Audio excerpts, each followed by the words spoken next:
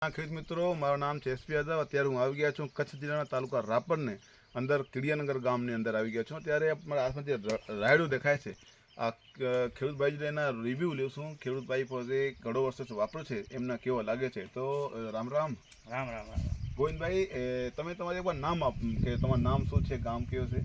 મારું નામ મકવાણા ગોવિંદભાઈ કચરા, બરોબર. ગામ કીડિયાનગર, તાલુકો રાપર, જિલ્લો કચ્છ ભુજ. જિલ્લો કચ્છ ભુજ. તો ગોવિંદભાઈ, તમે આ જે સંજીવની રાયડો 778 તમને દેખાય છે, આ તમને છેલ્લે કેટલા વર્ષ તમે વાપરો છો? પેલો જે કોથળી વાળો આવતો ને એ હું 4 વર્ષ વાપરું છું.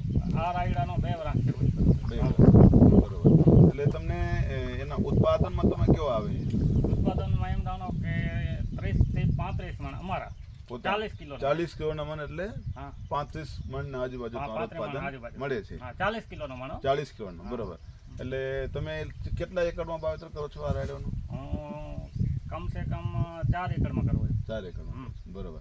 એટલે તમને હવે તમે જે રાયડો કરવાનો થાય તમારા બીજા ખેડૂતો માટે, આ રાયડા માટે તમે શું કહી શકો છો? ખેડૂતોને વાપરવું જોઈએ, વસ્તુ સારી છે, કેવી છે? સારામાં સારી ક્વોલિટી છે. એટલે તમે તમારો જે પોતાનો ઓપિનિયન છે કે આ બધા બીજા ખેડૂત પર વાપરે તો એમને મજા આવશે, એવું છે? હા, બીજા વાવે ને તો પાકનો સારો હોય.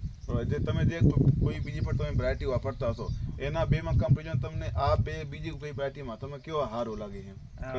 મને આ સારો લાગ્યો. સારામાં સારી વેરાયટી તમને? આ સારામાં સારી. એટલે તમે પોતે આ વખતે પણ તમે એ જ વાપરશો ને? આ જ વાપરવાનો. બરોબર. એટલે તમે અત્યારે અહીંયાથી લઈ આવે છો, બરોબર? તો ખેડૂત મિત્રો, તમે પણ વાપરી શકો છો. અત્યારે આજે ગોવિંદભાઈને પોતાનો અનુભવ છે છેલ્લે 3 થી 4 વર્ષમાં.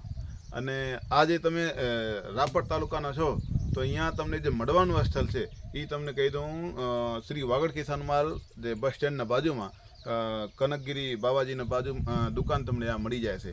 એટલે તમે અહીંયાથી જઈને પોતે આ રાયડો લઈ શકો છો અને તમારે પોતાના બાડીમાં વાવેતર કરી શકો છો. જય હિન્દ.